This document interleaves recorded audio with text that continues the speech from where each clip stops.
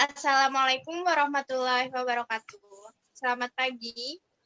Waalaikumsalam warahmatullahi wabarakatuh. Selamat pagi. Selamat pagi. Puji syukur kita panjatkan kepada Allah Subhanahu wa Ta'ala.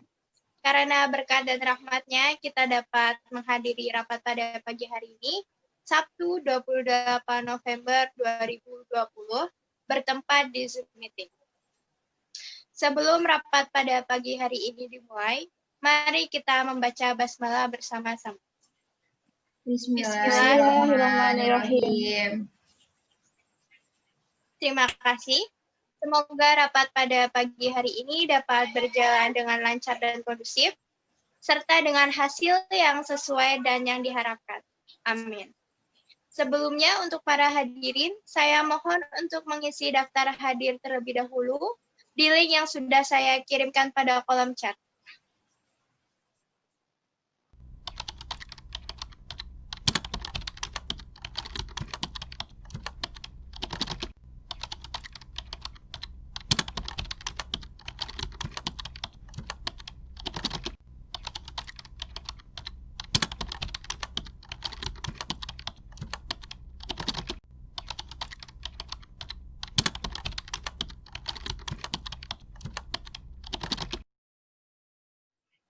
Assalamualaikum warahmatullahi wabarakatuh.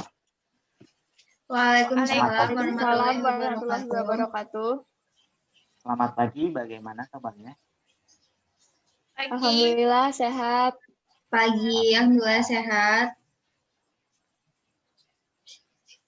Pada pagi ini saya akan meminta manajer pemasaran saudari Rizky kepada manajer pemasaran saudari Rizky bagaimana penjualan produk kita selama 1 bulan terakhir. Baiklah, terima kasih Bapak Mijil. Di sini saya akan melaporkan hasil penjualan perusahaan kita, Helmas Corporate, selama 1 bulan ini, yaitu bulan November 2020, di mana untuk keseluruhan penjualan di seluruh sektor kita di Indonesia ini mengalami penurunan dikarenakan adanya pandemi. Selebihnya, di samping itu adanya peningkatan penjualan untuk beberapa sektor. Untuk lebih detailnya, saya akan melaporkan laporan penjualan Helmas Corporate. Untuk ringkasan penjualan, untuk total keseluruhan mengalami kenaikan hanya sebesar 23%, di mana dengan rincian 55% kenaikan penjualan di sektor online shop, yaitu diantaranya e-commerce, media sosial, dan online shop. Dan untuk di offline store itu mengalami penurunan, yaitu sekitar 22%. Dan tim kami menemukan beberapa permasalahan, yaitu kesulitannya bahwa kita harus lebih memanfaatkan website kita dan meningkatkan kegiatannya, di mana tingkat konversi untuk mencapai lebih penjualan secara online. Dan untuk keseluruhan, penjualan ini mengalami penurunan pada minggu kedua dan minggu keempat. Tetapi di samping itu, untuk aset dari perusahaan kita di sektor Jabodetabek itu cenderung stabil. Dan untuk kenaikan penjualan ini terjadi di sektor Jabodetabek, di mana data tertinggi ada di daerah Jakarta, dan kedua di Tangerang, kemudian disusul oleh daerah Bekasi, dan Depok, dan terendah itu di daerah Bogor. Untuk pendapatan ini, untuk pendapatan offline itu sekitar 75 juta, di mana rincian penjualan pendapatan sebesar 100 juta, bunga pendapatan 8 juta, dan keuntungan dari penjualan dan aset sebesar 17 juta, di mana total pendapatan dari perusahaan kita secara offline itu sebesar 75 juta. Dan untuk penjualan produk secara online-nya, untuk penjualan pendapatan sekitar berkisar 500 juta, bunga pendapatan 30 juta, dan keuntungan dari penjualan dan aset sebesar 67 juta, di mana keuntungan total pendapatan yaitu 403 juta. Dan berdasarkan pendapatan tersebut, ini diperoleh dari sektor Jakarta, dari daerah Jakarta yang memimpin, disusul di daerah Depok dan juga Bekasi, di mana untuk Tangerang ini mendapatkan pendapatan paling rendah. Untuk bagian penjualan, di sini kami menemukan sebuah kesulitan di mana kami memiliki banyak biaya tak terduga karena masuknya peluncuran produk dan aktivitas pemasaran secara offline, di mana biaya overhead sebesar 100 juta, biaya administrasi 8 juta, dan biaya produksi 17 juta, di mana total biaya mencapai 75 juta. Untuk target kedepannya dari tim kami yaitu memaksimalkan penjualan dari segi online store dengan cara yaitu lebih aktif berinteraksi dengan konsumen, mengelola tampilan website menjadi lebih menarik, menambah sumber daya manusia untuk dijadikan admin online store. Di samping itu menambah stok produk untuk online store. Begitu Pak, laporan dari divisi pemasaran. Bagaimana bisa omset pasar menurun, padahal kita baru saja menambah bahan baku pada pihak produksi dan mengambil kas perusahaan untuk hal tersebut? Apa yang menjadi penyebabnya? Baik Pak, terima kasih atas pertanyaannya.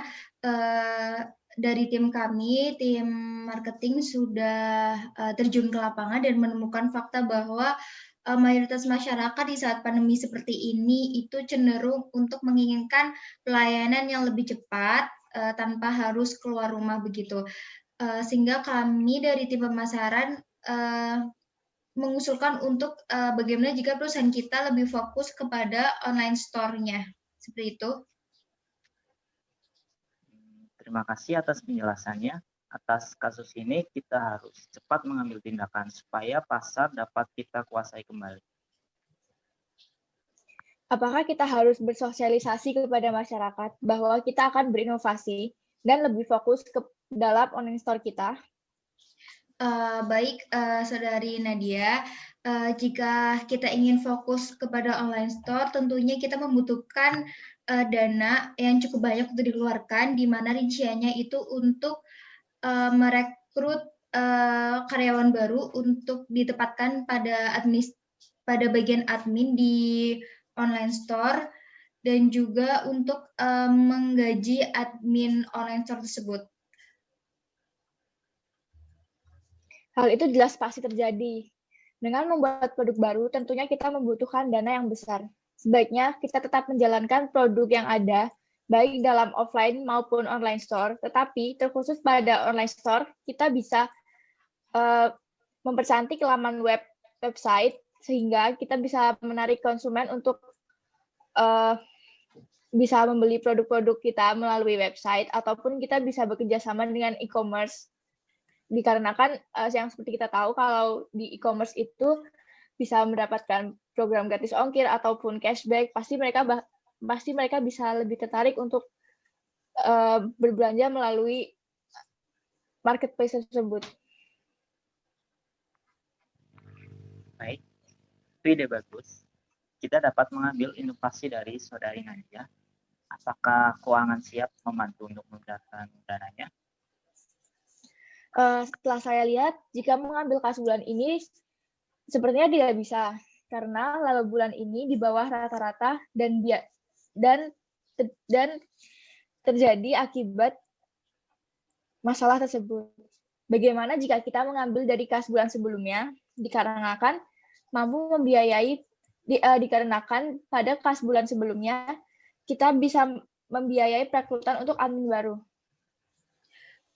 Bagaimana jika untuk perekrutan admin baru kita tunda, kita lebih fokus untuk meningkatkan sumber daya manusia pada admin yang lama. Dengan begitu kita bisa menggunakan kas bulan ini.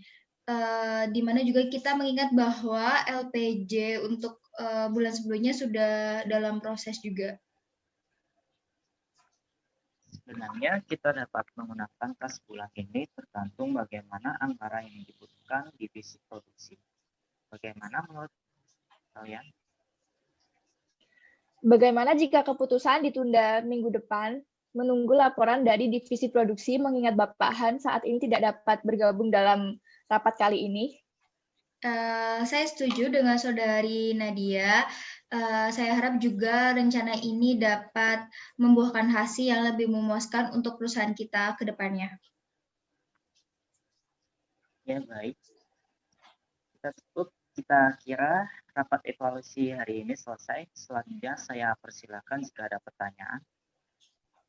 Saya izin menyampaikan tentang hasil notulen.